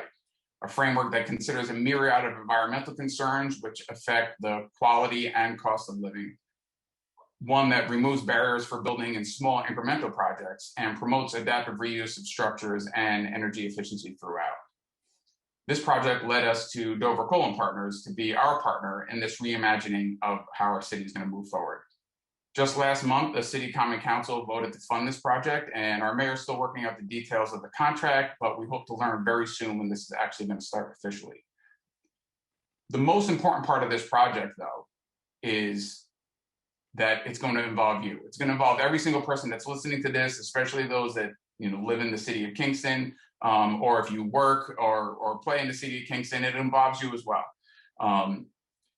Dover Coal are fantastic city planners, but we're not hiring them to design a framework for the city that they envision. We're hiring them to design a framework for the city that we, the community, envision. As part of this project, community outreach is paramount to ensuring a successful result. Take some time to walk around your neighborhood. Notice the buildings, notice the sidewalk, notice what's around you. What makes it great? What would make it better? If a building on your block happened to burn down, what would it be replaced with? If there was more housing to be built in your neighborhood, what would it look like? What changes to the built environment around you would make your life better? How would those things affect affordability? These are all the kinds of questions that we need to get the community thinking about. And together, we'll make a plan to grow our city for the benefit of all members of our community. If you want to keep up to date with the things that are going on, you can send an email to Kingston Code Reform Advocates at gmail.com. And I'm going to actually put that in the chat so that everybody can see that. All the information that we gather will be sent to Dover Coal once they actually start their work officially through the city. And we're also putting together a couple of conversations with people to kind of like drum up this conversation throughout individual communities and get people really thinking about what happened. So when the consultants get here, people have already spent some time thinking about it, and we can give them some really useful feedback. Thanks so much, Anthony. I just want to encourage everybody, there's a lot of good information in the chat right now, links to learn more about what code reform is, about the history of urban renewal in Kingston. And I'm gonna pass it to Joe. I wanna say we're probably gonna go about 15 minutes over, so I apologize to everybody. But I'll let Joe introduce our penultimate panelist. Sure. So I'd like to introduce John Cappello, a longtime friend and colleague. John's a partner at the Walden-based law firm of Jacobowitz and Gubitz, who specializes in land use and municipal law. John's worked with developers in commercial, residential, educational, and mixed-use land applications, as well as with planning boards and zoning boards of appeals throughout Orange and Ulster counties. John grew up in a diverse working-class neighborhood and has been active in working with several local not-for-profits to provide diverse and affordable housing opportunities here in the Hudson Valley. John, I'll turn the floor over to you. Thank you, everyone. It's a pleasure to be here and a very interesting conversation. I'm really glad to follow Anthony because, Anthony, you've synthesized a lot of the issues, I want to talk about. And I really want to challenge everybody, here. And I'm going to start by giving you two quotes from recent New York Times articles. The first one's from Connor Doherty, who wrote a book called Golden Gates, Fighting for Housing in the Bay Area. And his quote is, "Nearly all of the biggest challenges in America are at some level a housing problem. Rising home costs are a major driver of segregation, inequality, racial and generational wealth gaps. You can't talk about education or the shrinking middle class without talking about how much it costs to live near good schools and high-paying jobs. Transportation accounts for about a third of the nation's carbon emissions, so there's no serious plans for climate change that don't begin with the conversation on how to alter urban landscapes so people can live closer to work." So that's the genesis of what I think we all agree upon. But now I'm going to contrast that with another quote, and this is from Ezra Klein, a New York opinion columnist, and this one was just in a few weeks ago when he talks about one of the most progressive communities in the world, probably. And he says, "In much of San Francisco, you can't walk 20 feet without seeing a multicolored sign declaring that Black Lives Matter. Kindness is everything, and no human being is illegal. Those signs sit in yards zoned for single families and communities that organize against efforts to add the new homes that would bring these values closer to reality." And that's the dichotomy I want to talk about today. We all sit and talk about the need for housing, but we in the Hudson Valley have not come close to making that commitment to actually provide that. So, part of the reason I think, and part of the reason I included in my bio, I'm a son of an immigrant. My father was an auto body worker. I grew up in a city in Niagara Falls in Western New York.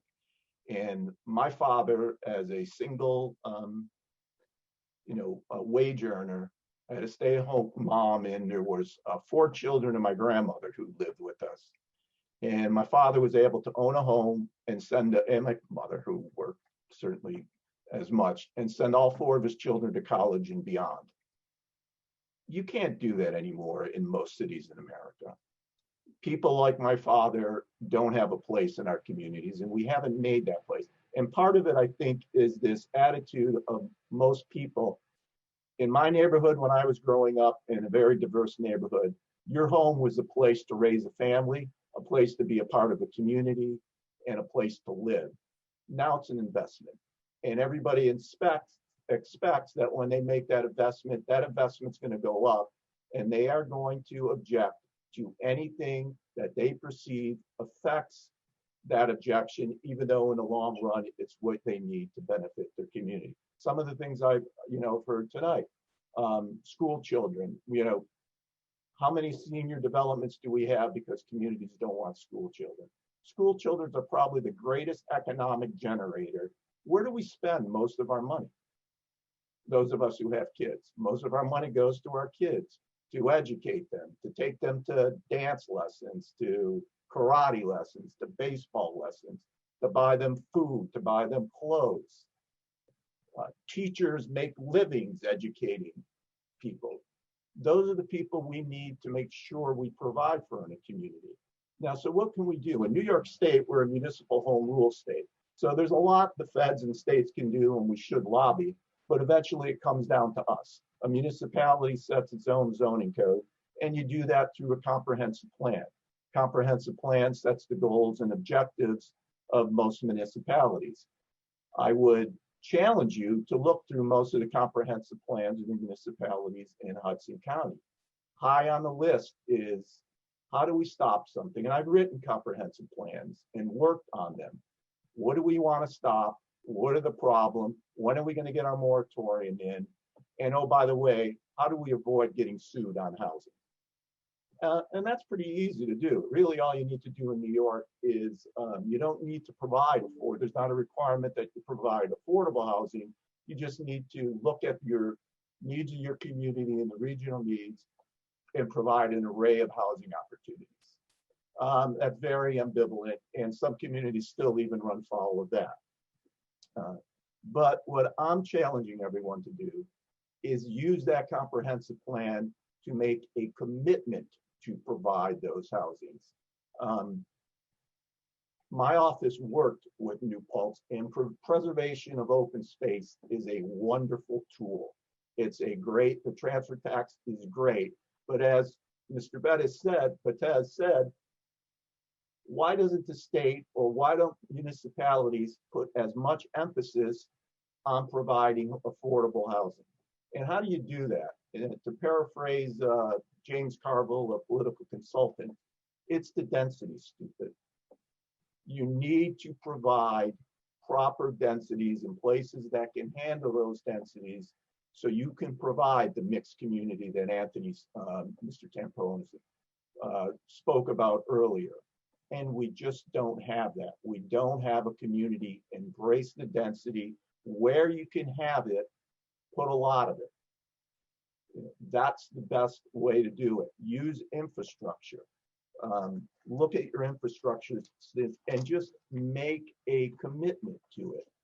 You can't say, it's too easy to say, we're going to adopt a moratorium, we're going to study, we're going to think about it, we're only going to do it in certain ways. So I wanted to just touch on several misconceptions I see as communities try to address affordability. The first one is your typical of so many communities will just require 10% of the units to be set aside for affordable. Without density, that's not going to work. It's just not going to be possible. So many communities have 2 or 3 acre zonings and then require a 10% set aside. It's going to be smaller houses that stand out. It's just not financially feasible. The other one is, well, you can get density if you buy open space in pay for open space. Once again, without the density, that just doesn't work. A developer or a community organization is not going to be able to go out and buy land where people can build a 4,000 square foot house on 4 acres and be able to pay that in order to add one additional apartment unit to their development. It's a fallacy.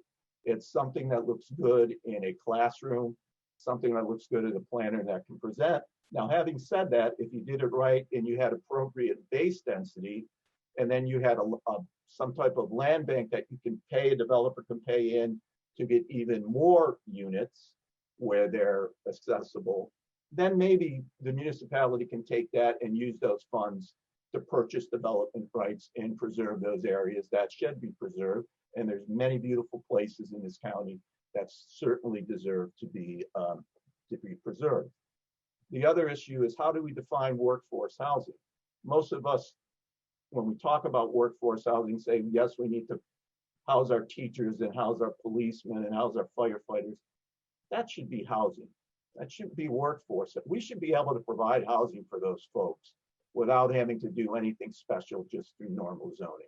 The people we need to look out for in workforce housing is, who's the person who cleans and maintains that school?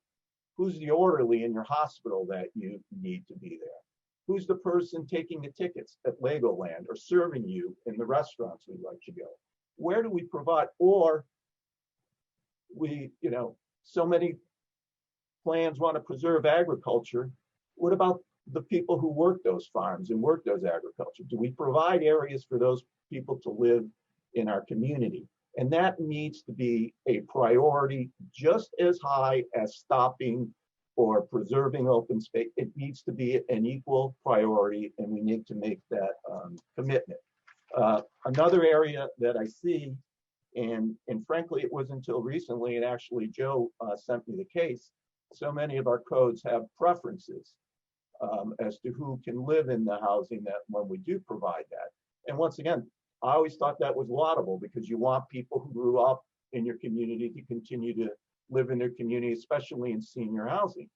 But if your community is already 95 or 97% white, and you have preferences for those people who live in your community to occupy those units, well, guess who's going to occupy those units? White people. And so if you want a diverse community, you have to look at it. And these zoning ordinances can have disparate impacts. Under our new administration now, disparate impacts are once again something that HUD will look at. Our prior administration required intentional discrimination. Now it's just something that may well be well-intentioned, as those provisions usually are, that could have a disparate impact. And then the other last issue, is that denser housing destroys the environment. Once again, we're learning that's just not true. Denser housing that's on central services, that can be provided in a walkable community, can be provided where people are near their jobs instead of having to get in cars and be desperate to be able to access parks and recreation and actually use those facilities, and to have people just live with each other and know each other, and have a person who has a single family house know somebody who lives in an apartment, and kids be able to children be able to play on streets again. So actually, by providing housing where it should and can be accommodated, not only do you provide more affordable, you provide the impetus and the support to restrict it in those areas where it should be restricted, where we do want to preserve agriculture, where we do want to preserve some of our beautiful, unique environmental features of the Hudson Valley. So, with that all, I think really what you just need to do is all those provisions we put in our zoning laws to encourage, economic development or attract businesses or preserve open space. We need to put those same types of protections in our zoning codes to make sure we have denser, affordable housing. We do hire people like the city of Kingston's efforts, and also for the villages and towns in our areas, we just don't look and say, and I've heard this told to me, send them to Newburgh.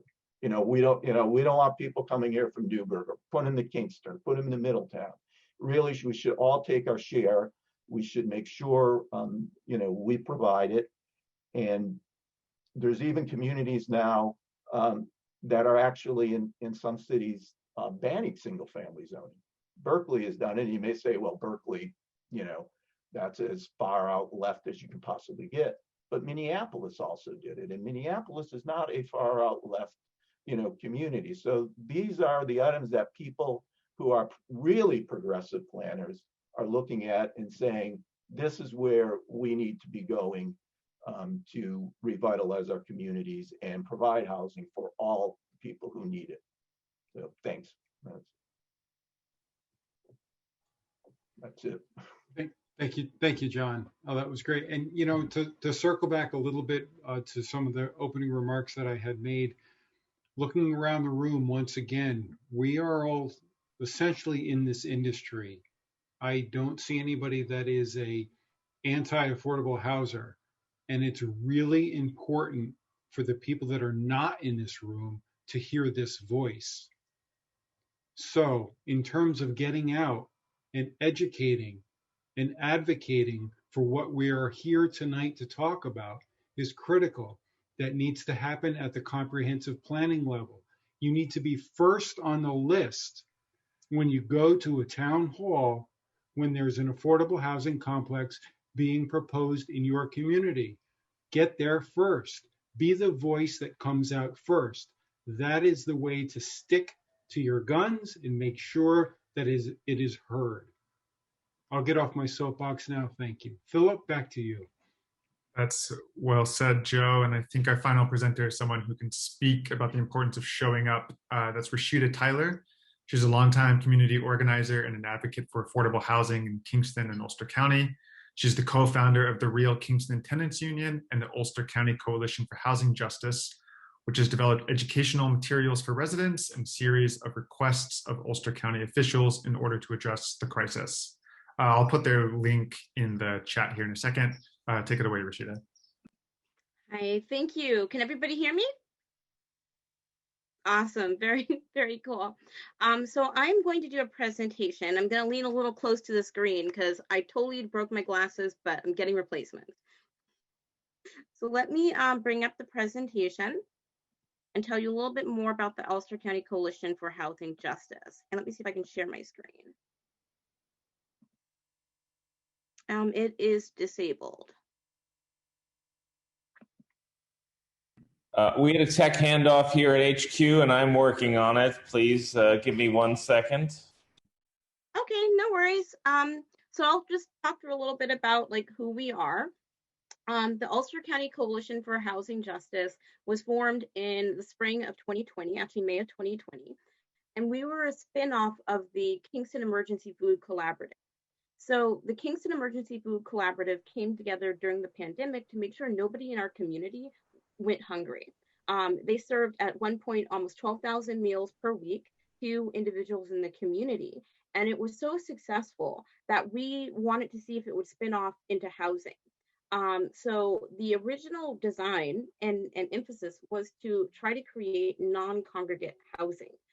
So that was housing that is individual, so that people who are homeless and unhoused do not have to be in communal settings.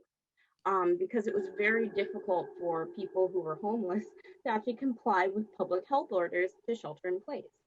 Rashida, you good to from go. that, awesome, very cool. So from that, and I will share.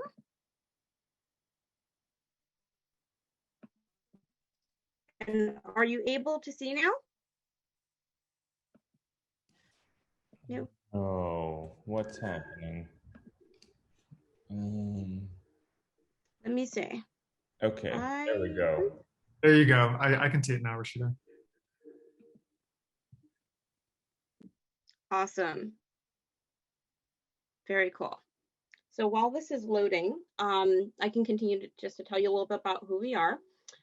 So the Ulster County Coalition for Housing Justice, we formed and we had an intention to work on rapidly rehousing people as the pandemic progressed. Because if people needed to go to the shelter, again, that was a congregate setting and not safe. So we got together with lots of different organizations. We spoke to a lot of other houses. We spoke to RUPCO, we spoke to Family of Woodstock, we spoke to the Kingston Land Trust, we spoke to Catholic Charities, all these organizations around the possibilities of tiny homes. And so we brought that in, but one of the issues that formed was that we needed land. And so in needing land, we started looking at the resources around us. So that included city-owned property. The city-owned property that we located, which I'll go more into in a little bit, was at 615 Broadway in Kingston. And I'll go into a little bit more about why we chose that. But if I rewind a little bit to the organizations that are involved in the current Coalition for Housing Justice, they include the Kingston Housing Lab, which is an initiative out of BART, the Real Kingston Tenants Union, which I founded in spring or in fall of 2019, Rise Up Kingston, Citizen Action, UIDN, the Ulster Immigrant Defense Network, and O Positive. And so we have been meeting each week, at least once per week since May of 2020, working on housing solutions. We recently actually held a sleep out for the homeless, mainly to highlight and to bring into the space what it actually feels like to be homeless at this time of year. We're heading into May, but we felt it very important that if we are ourselves writing policy and trying to advocate for policies for people who are unhoused, that we know what they're experiencing, because we are centering those who are directly impacted, but we also want to develop empathy and know exactly what they're going through. So those are some of the things that we do, but we also drafted a petition, which has grown over time, that actually has about 1,300 signatures right now, a little over 1,300 signatures. And it's really housing solutions that are drafted by the people for all people, because we believe that housing is a human right. And so some of the policies that we have advocated for, I'm going to try to go through them in the 7 minutes allotted. But really, they're trying to address the main housing issues that we have now, which we all know pretty much about. There's the affordability crisis, and these are the levels that you actually need to be able to rent a unit in Ulster County. And this is from the 2019 rental housing survey. So in order to rent a studio, you actually need to make $26,480 per month, per year. And for one bedroom, that number jumps to $41,120 per year. And so this number goes up and up. And you can imagine, like, again, if you have children, even if you make this money, that income can be quite strained. And we also have a vacancy problem, which we know of. Kingston's number is dramatically lower than the county number, which is around, which is actually about 3.51 units, right? Our rate is 3.51 right now. So that means that anything under 5% actually is considered a housing emergency. And so, yeah, Ulster County is technically in a housing emergency. And so a third problem that a lot of people don't necessarily factor in is a lack of will. And so that is where you find your NIMBYism, where there's a lack of will on the part of either elected officials or the public to support a housing initiative. But that NIMBYism is actually rooted in bias. And that bias may be because of anti-poor, or it may be racism, or it may be other related isms. But underlying NIMBYism are those toxic social ills that we actually have to address if we're going to build housing. So when we say things like Black Lives Matter does not only apply to police brutality, it also applies to the economic and social policies that are within the system, because those are also equally as dangerous to African Americans and to everyone in society. And so then we also have cherry picking of populations, the deserving versus undeserving poor.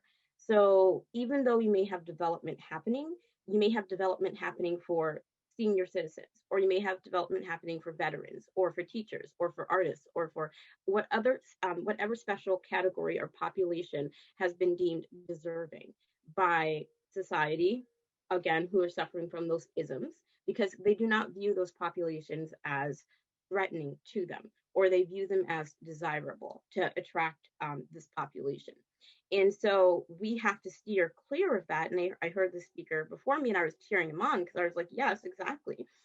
We have to steer clear of categorizing people deserving of housing and those who are undeserving of housing. And our elected officials often mimic what the isms are in larger society because they want to get elected. So if they go against that grain, they fear that there's going to be some penalty. But again, we circle back to housing being a basic human right, which is that regardless of what other category you fit into, if you're unemployed, if you're, homeless, long-term, chronically homeless, you deserve housing too. And so another housing issue is a lack of knowledge. Lots of people just don't know how bad the issue is. And that's really where we come in as well to help educate both the tenants and residents of their rights, but also the broader community about what is going on. And so we crafted nine multi-tiered housing demands, and I will read through them as quickly as possible and stop to do some explanations along the way. And so can you guys see this bar as well? I'm going to try to move it a little bit. Okay. So the first is to declare a universal eviction moratorium applicable to all stages of eviction throughout the duration of the public health emergency to keep more renters safely in their homes. Right now, we have had the eviction moratorium, the New York State eviction moratorium, extended until August 30th. However, I've been saying all along, this is a tsunami of evictions that's coming. What happens in a tsunami is first the water goes out, it builds, it comes back in, and it's destructive. And so what's happening right now is that even though there are our numbers are coming down, jobs are not coming back. They're not returning to the same levels that they did before the pandemic.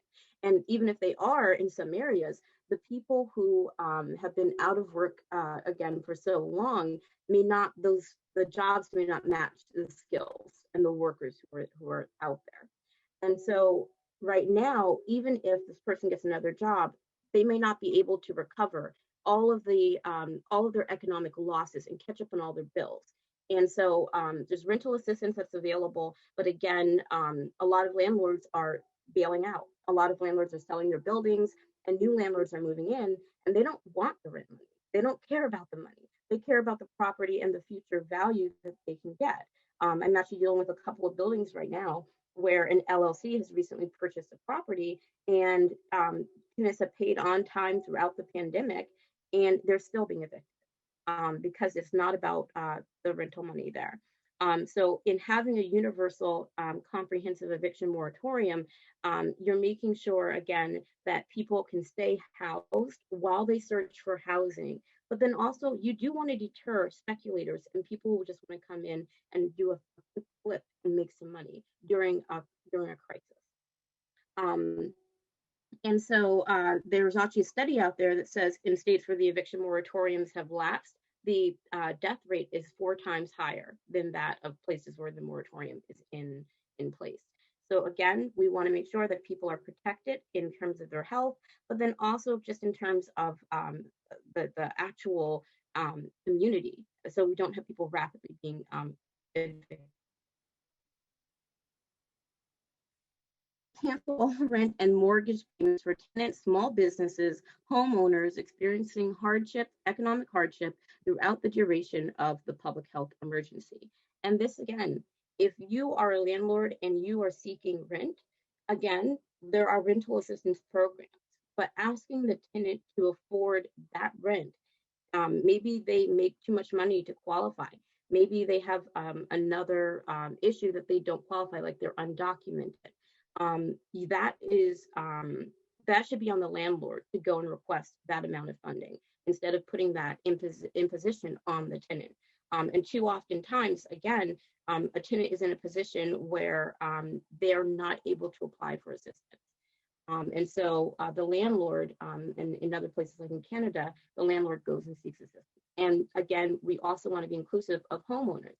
I know several homeowners right now who are under threat of foreclosure. And one homeowner who had a warrant signed and the sheriffs were going to come right before the pandemic. And the CDC's eviction moratorium is really the only thing that is keeping her housed. And this is our third demand is to immediately conduct Kingston, a city of Kingston should conduct a housing vacancy study. Last year, or rather before the pandemic, Kingston conducted a vacancy study, and we'll be honest, the results were tenuous at best, and the methodology that the company used was not necessarily able to give us a result that was a true indication of Ulster County's or Kingston's vacancy. We had a company called E&M Management that was not being forthcoming and honest with the number of apartments that they had vacant. And the company that was used, the consultant that was used, it was limited in how it was able to determine which apartments were vacant and which apartments were not vacant. And Mayor Noble actually promised to use the buildings department to actually do inspections year after year to try to get the city of Kingston would have its own vacancy rate produced from that. So we would like to return to that and try to get a true measure of our vacancy rate so that we can actually implement the Emergency Tenant Protection Act, which would help us to bring rent stabilization to Kingston, which will help actually alleviate some of the immediate price out and push out of people from Kingston. And then to commit to updating our zoning laws, again, in collaboration with community stakeholders. And Anthony has really covered that, so I don't need to go into further detail. Our fifth demand is to agree to a county-wide definition of affordable housing that is tied to the average hourly wage of renters in the county rather than the area median income. And I know Congresswoman Yvette Clarke has actually sponsored something very similar that to look at actually defining and having areas to define their own median incomes rather than looking to a larger metro pool, which may not actually be a true measure of the incomes of the residents who live in an area. And so we really want Kingston to take a look at that and also to advance that at the state and even the federal level if necessary. To ensure low-income renters and residents are not rent burdened, to commit to ensuring that the Ulster County residents pay no more than 25% of their monthly income toward rent and 5% toward utilities. A lot of people don't realize that that HUD number is a breakdown of 25% for rent and 5% for utilities. Currently, I believe it is 55% of Ulster County renters are rent burdened. And they must to ensure that at least 25% of all Ulster County housing meets the above definitions of affordable housing. Our eighth demand is to prevent displacement and quickly rehouse rent-burdened or homeless individuals through legislation and or supplemental policies, including immediately greenlighting the use of the lot at 615 Broadway to build tiny homes in order to provide housing for at least 30 unhoused individuals. Again, with this proposal, I think more people could be housed. The intention was that we were going to do immediate action. And we still would like to see that development happen on the lot because one development doesn't preclude the other. The only thing that's lacking is will. Utilize a portion of the incoming stimulus funds to purchase Chis's Hart Street boarding house, which is currently for sale. Following the model of the Patriots project on Wirt Street in Kingston, the project can be publicly owned but operated by a nonprofit. Chis's Hart Street was and currently is a boarding home that housed up to 69 mentally ill and emotionally ill individuals. And that house is being sold, as of April 22nd, there was a signed contract. But until April 22nd, there was no signed contract. And people were being cleared out and sent to places that are not as good as where Chases is. And even though Chases does need to be improved, we had an opportunity in Ulster County to preserve that housing and prevent displacement. And we let that lapse. And that is a humongous failure in terms of preserving housing for people who would otherwise be vulnerable for homelessness and for those who are suffering from mental illness. And so that model of preserving or having something publicly owned and privately operated can be replicated in other locations. And again, I do want to circle back to the stimulus funds conversation, because we have coming into Ulster County, we have the county itself receiving $34 million, the city of Kingston receiving $18 million. Then there's going to be funding coming from a whole pot of $93 million for the state of New York that is specifically for homelessness. And then there's going to be funding for the community block development grant funding. Again, these are all things that could help actually end the housing crisis and homelessness in Kingston and Ulster County. And so to work with the Kingston Land Trust to actually purchase current homes to order for sale, to create affordable housing and transfer ownership of vacant city-owned properties for immediate renovations and or building affordable housing, and to provide funding and support, including necessary zoning allowances for an accessory dwelling unit program that enables community members to transform carriage housing and other structures on their property into affordable housing.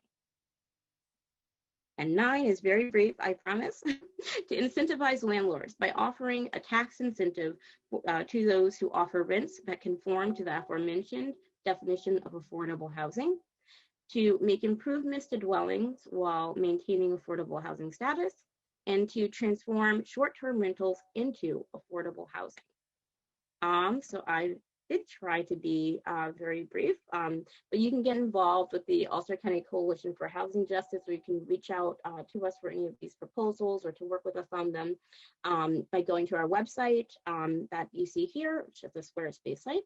You can attend our upcoming events or actions or forums. You can follow us on Facebook. We're also on Instagram. You can sign up for a mailing list. But probably the most important thing you can do is talk to your friends and neighbors, because we circle back to the beginning of the presentation where we talked about those isms. And so just like racism and just like other elitism, those kinds of isms that are socially unacceptable, that's what we have to start looking at, when people start discriminating against folks who just need housing. We have to make it just as unacceptable. So talk to your friends, talk to your neighbors, get to know the problem, educate yourself, and educate others. And if you have any questions, you can reach out to us at the Ulster County Housing Justice at gmail.com. And I believe that is it. Thank you so much, Rashida. I just want to reiterate something that Rashida said. 55% of renters in Kingston are rent burdened and 30% are severely rent burdened, which means they're spending over half of their income on rent and utilities. The crisis is here. So I can't encourage anyone who lives in Kingston or Ulster County to at least pay attention to what the Ulster County Coalition for Housing Justice is doing and get involved if you can. And if you don't live in this county, find the analog in your county. So folks, we're over 2 hours. I don't think we really have time for Q&A. I do appreciate everyone who stuck with us this long. I will be sending out to all registrants the video of the presentation and all of the links that were put in the chat. And we'll be doing follow-up reporting on this issue, indefinitely in the River. That's the rivernewsroom.com, so you can follow us there. And Pattern for Progress is patternforprogress.org. Joe, did you want to say any final words? I just want to thank everybody, the panelists, the participants. Philip, thank you for inviting us in on this incredibly important conversation. Look forward to hearing all about your successes as we muddle through this.